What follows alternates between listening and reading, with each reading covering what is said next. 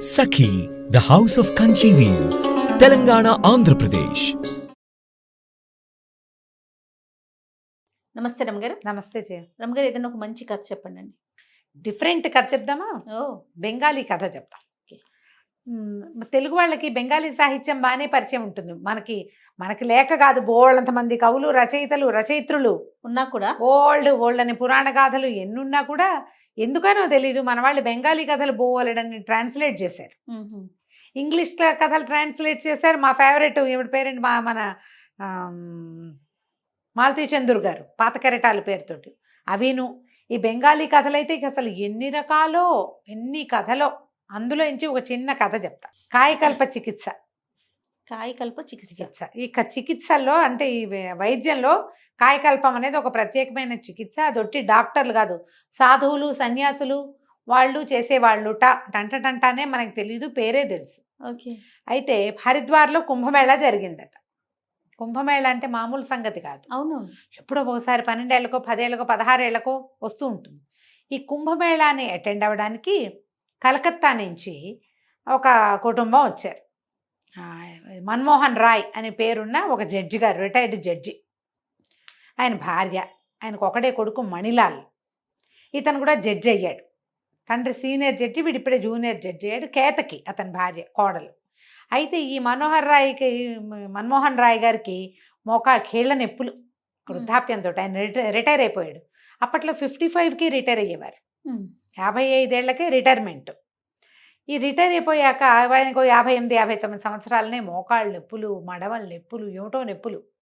ఎలాగైనా ఈ హరిద్వార్ జీవితంలో ఒక్కసారి వస్తుంది కుంభమేళ అని చెప్పి బ్యాండేజీ బలంగా కాళ్ళకి, మోకాళ్ళకి చుట్టించుకుని ఎట్టాగొట్టా కుంటుతూ తక్కుతూ తారుతూ ఎటాగొట్టా నడుస్తూ రైలు దిగి వచ్చారు. కుర్రాడికి ఏం పెద్ద ఆసక్తి లేదు. కాకపోతే కుంభమేళా అంటే కొంచెం ఏదో సముద్ర స్నానాలు అవి ఉంటాయి కదా.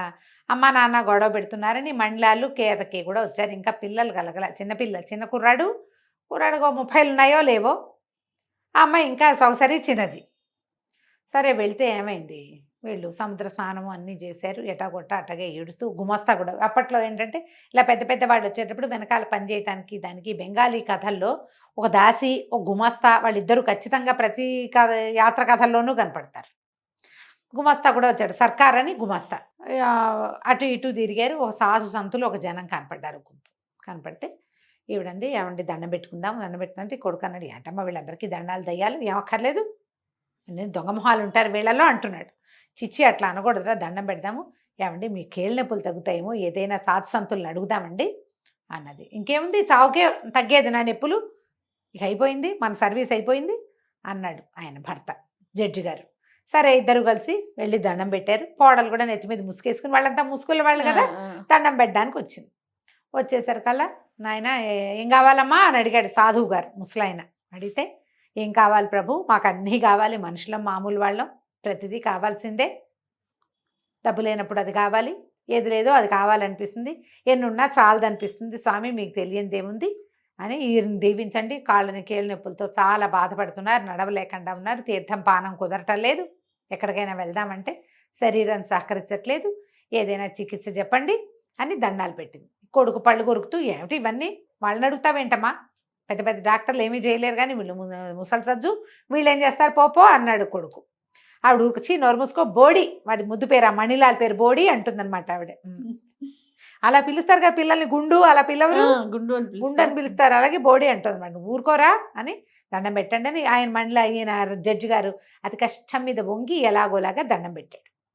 దండం పెడితే ఆయన అన్నాడు, లేకేమమ్మాయి వైద్యం, కాయకల్ప చికిత్స ఉంది, చికిత్స చేసుకోవచ్చు అనగానే ఇవిడికి ఆశ పుట్టింది. ఏమండి ఆ చికిత్స ఏదో చేయించుకోండి, మీ కాళ్ళ నొప్పులు తగ్గుతాయి, హాయిగా ఏదైనా ఎక్కడికైనా వెళ్ళాలంటే నాకు ఆవిడ కొంచెం చిన్నది, ఆయనకంటే 58, 59 ఉన్నాయి, ఆవిడకి ఇప్పుడే 50 వచ్చి ఉంటాయి.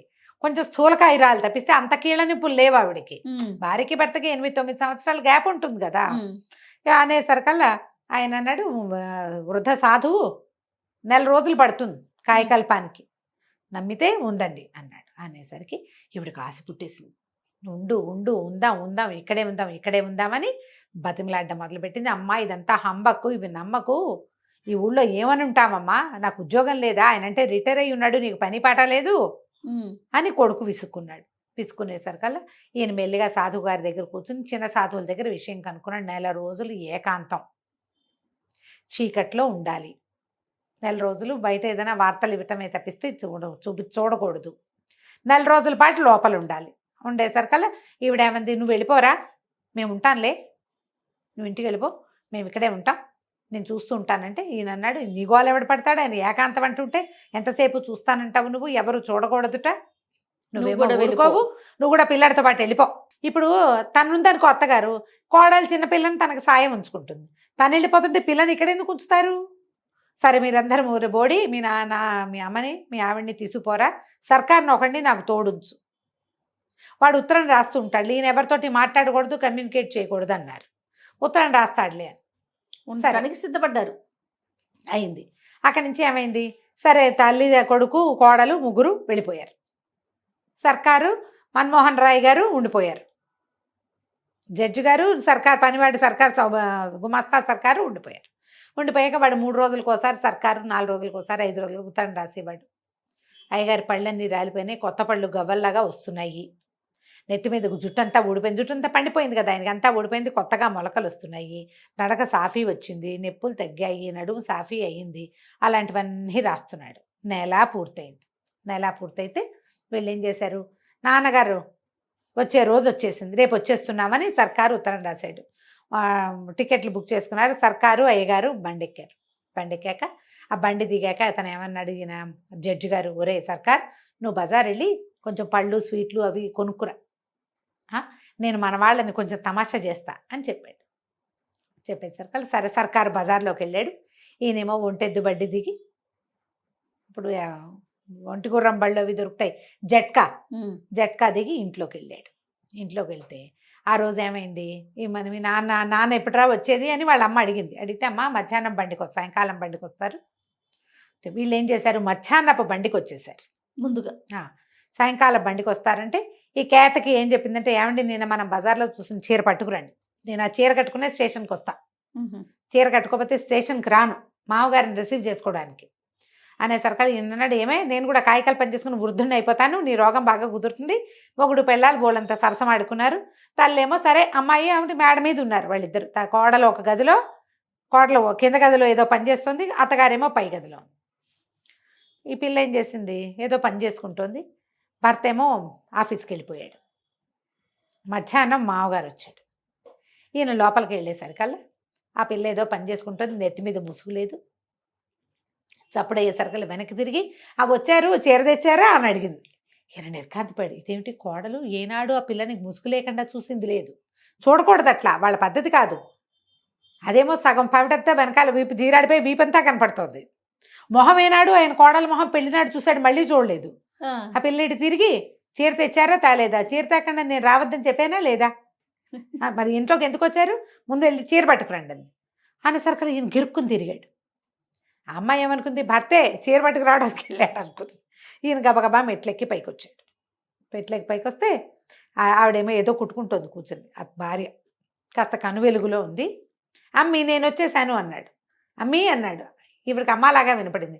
ఏమిట్రా బోడి, ఎప్పుడురా మీ నాన్న వచ్చేది అని అనగానే నిర్కాంతపడికి, ఏమిటి బోడి బోడి అంటుంది, ఏమిటో తెలియలేదు. నేనేనే అన్నాడు. నేనే అనగానే, ఏమిటది, ఏం మాట్లాడుతున్నావు, ఏమిటా మాటలు, సరిగ్గా మాట్లాడు వెధవా అంటుంది ఆవిడేమో. ఇంకేం చేయాలో తెలియలే. అర్రే సర్కారం తేకుండానే వచ్చానే, వీళ్ళు నన్ను గుర్తుపడుతున్నట్లేదు అనిపించింది. అర్థం కాలేదు, సర్కారు కావాలి ఇప్పుడు. ఆయన ఇది తిరిగి మెట్లు దిగి రావటం మొదలుపెట్టాడు. దిగి వస్తుంటే కింద నుంచి మణిలాల్ వచ్చాడు పైకి. ఆ మెట్ల మీద వెలుగు అప్పట్లో కరెంట్ లేదు, అన్ని గదుల్లోనూ దీపముడ్లు ఉండేవి. మెట్ల దగ్గరికి వెళ్ళాలంటే గదిలో నుంచి పైనుంచి కిందకి దిగేవాళ్ళు బుడ్డి పుచ్చుకుని దిగుతారు, కింద నుంచి పైకి ఎక్కేవాళ్ళు దీపం పుచ్చుకుని ఎక్కుతారు. కను వెలుగులో కనపడేసరికల్లా ఈయన, ఎవడరా నువ్వు, పైనుంచి వస్తున్నావు, ఎవరు నువ్వు అని అడిగాడు మణిలాల్. అడగంగానే నన్న తత్త అన్నాడు. తండ్రికి అర్థం కాల ఏం చెప్పాలో. నేనేరా అంటానికి చేత కాలేదు. క్లయింటుని అన్నాడు. అనేసరికి క్లయింట్ పైకి ఎత్తుకెళ్ళావు నువ్వు, ఎవరు నువ్వు అని ఇట్లా చొక్కా పుచ్చుకున్నాడు. పుచ్చుకోగానే ఈయన నిర్కాంతపోయి, నేనేరా మీ నాన్నని అన్నాడు. మా నాన్న, ఇంకా నయం, మా నాన్నమేంటి దొంగ బద్దాలు ఆడుతున్నావా, పట్టు అని కిందకి ఈడ్చుకొచ్చేసాడు. ఈడ్చుకొచ్చేసరికల్లా ఈ లోపల వాళ్ళ అమ్మ పైనుంచి కాస్త దిగుతోంది, యువతలకి వచ్చింది. ఏమిట్రా మా బోడీ అరుస్తున్నావు, ఏమైందిరా అంటే, వీడెవడోనమ్మా క్లయింటు, ఇప్పుడేమో నాన్న అంటాడు, చూసుకోవరా మీరు అన్నాడు. చూసుకోవటం ఏమిట్రా, ఇప్పుడు నువ్వేగా కిందకి దిగెళ్ళావు అంటుంది. కొడుకే వచ్చాడు అనుకుంటుంది కదా ఆవిడ. నేను కిందకి దిగి రావటం, నేను ఇప్పుడే వస్తున్నా, వీడెవడో పైనుంచి కిందకి దిగుతున్నాడు అని చెప్పేసి గట్టిగా పనివాడిని కేకేసి, ఒరే వాకిట్లో పోలీస్ బాయ్ నాగుంది చూడు, ఆయన కేకేసుకురా అన్నాడు. ఆ దారి జడ్జి గారి మ్యాజిస్ట్రేట్ కదా ఇతను, అది అంతకుముందే పోలీస్ వ్యాన్ ఒకటి ఈయన్ని దింపెళ్ళింది, ఎస్కార్ట్ వస్తుంది. వాడు పరిగెత్తుకుంటూ వెళ్ళి పోలీస్ ఇన్స్పెక్టర్ని పిలుచుకొచ్చారు. పోలీస్ ఇన్స్పెక్టర్ వచ్చాడు. ఆ కను వెలుగులో ఎవరో కుర్రాడు, ఇంచుమించుగా మణిలాలంత పొడుగు ఉన్నవాడు, నెత్తి మీద జుట్టు, వృద్ధుడు అయ్యేందుకు అవకాశం సుతరాము లేదు. ఇంకేముంది, అక్కడి నుంచి పోలీస్ ఇన్స్పెక్టర్ లోపలికి వచ్చి, ఎవరో నువ్వు ఏమిటంటే, ఇన్స్పెక్టర్ గారి కుర్చీ వేశారు. ఈయన హతాశుడని నెత్తివి చేయబెట్టుకుని కింద కూలబడ్డాడు. మామూలు పరిస్థితుల్లో అయితే ఆయన కింద కూలబడలేడు, మోకాళ్ళు సహకరించవు. ఇప్పుడు కుర్రాడైపోయాడు, ఆయన ఢామ్మని కింద కూర్చున్నాడు. ఈ మణిలాల్ అన్నాడు, ఎవరోనండి, ఇంట్లోకి వచ్చేసాడు. ముందేమో క్లయింట్ అన్నాడు, ఇప్పుడేమో మా నాన్న అంటాడు. నేనేరా అబ్బి, నువ్వు నన్ను గుర్తుపట్టలేదా అంటాడు ఆయన నెత్తి కొట్టుకుంటూ. ఇంతలో ఏమైంది, సర్కారు వచ్చి, వీళ్ళు వచ్చి 2 గంటలు అయిపోయింది కదా. ఆ సర్కారు పళ్ళు పువ్వులు అన్నీ మోసుకుని లోపలికి వచ్చి, అయ్యగారు ఏంటండి కింద కూర్చున్నారు అన్నాడు. అనగానే మండలాలు నిర్కాంతపడి, ఎవరిని రా అయ్యగారు అంటాం. అదేంటి బాబు, మన నాన్నగారే అని ఆ సర్కారు చెప్పాడు. చెప్పంగానే ఆవిడ పరిగెత్తుకుంటూ పైనుంచి కిందకు వచ్చింది. కేతకి సిగ్గేసింది. ఇందాక మావగారేనమాట లోపలికి వచ్చింది, వీపంతా చూపించింది, మొహం చూపించేసింది, నెత్తి మీద కొంగు సవరించుకుంటూ వెళ్ళి ఒక మూల నుంచి ఆయన 2 దీపాలు పెట్టి ఇన్స్పెక్టర్ చూస్తే ఏముంది, నుంచున్న మండలాలు ఒకడు, నేల మీద కూర్చున్న మండలాలు ఇంకొకడు. తండ్రి డిట్టో కొడుకులాగానే ఉన్నాడు. ఆయన ఆశ్చర్యపోయాడు, ఏంటండి బాబు ఇదే, కాయకల్ప చికిత్స చేసుకున్నానండి, అక్కడికి ఉత్తరాలు రాసాము, పళ్ళు వచ్చినాయి, జుట్టు వచ్చిందని, వీళ్ళని సర్ప్రైజ్ చేద్దామని ముందొచ్చేసాను. సర్కారు లేకుండా రావడం వల్ల నేను మీ కాళ్ళ దగ్గర కూర్చోవాల్సి వచ్చింది. ఆ సర్కారు వచ్చి గబగబా రెక్కపుచ్చుకొని లేవదీశాడు ఆయన. మణిలాల్ కూడా నిర్కాంతపోయాడు. కాయకల్ప చికిత్స ఇంత చేస్తుందా, మా నాన్న నన్ను చేసేసిందిగా. కోడలు సిగ్గుపడి చచ్చి లోపలికి పోయింది, ఇంకేం చేయాలో తెలియక. ఇన్స్పెక్టర్ క్షమించండి, పొరపాటు అయింది, ఎందుకు పోలీసులు పిలిచారు బాబు అని అడుగుతున్నాడు సర్కారు. ఇప్పుడు అక్కడ ఎవరో దొంగ అనుకున్నాడు. ఇంతలో ఏమైంది, మ్యాజిస్ట్రేట్ని కలవడానికి ఒక వార్త, టీవీలో వార్తలు పేపర్లో వేస్తారు కదా, వాళ్ళొకళ్ళు వచ్చి వీళ్ళిద్దరినీ ఫోటో తీశారు. ఫోటో తీసి మర్నాడు పేపర్లో వేశారట, 25 ఏళ్ల భర్త, 50 ఏళ్ల భార్య, ఇప్పుడు ఏం చేస్తారు వీళ్ళు అని. ఆవిడ లబోది బోమని ఏడుపు, మళ్ళీ చికిత్స చేసుకురా, లేదా ఇంకా 4 రోజులు నేను చచ్చాక ఇంకో పెళ్లి చేసుకుందు కానీ, ఇప్పుడు కొడుకు అంత ఉన్నవాడితోటి నువ్వు నేను కలిసి ఉంటాం ఏమిటంటుంది ఆవిడ. అబ్బాయి 25 ఏళ్ల వాడైపోయాడు ఆయన. అదే పళ్ళు ఊడిపోయినాయి, కొత్త పళ్ళు వచ్చినాయి, జుట్టంతా ఊడిపోయింది, తెల్ల జుట్టంతా, మళ్ళీ ఫ్రెష్ జుట్టు వచ్చింది. వాడు చూస్తే అన్నయ్య భార్య తమ్ముడు పక్కన, కొడుకు పక్కన నుంచుంటే ట్విన్స్ అల్లే ఉన్నారు వాళ్ళిద్దరు. కోడలు అంటుంది, ఓహో 50-60 ఏళ్ళు వస్తే మీ నాన్నలాగా అవుతారా మీరు, కర్మ అంటుంది. ఎవరైనా మనకి 25లో 30లో తెలియదు కదా, 50 వచ్చాక ఎలా అవుతామో మనకి ఎట్లా తెలుస్తుంది.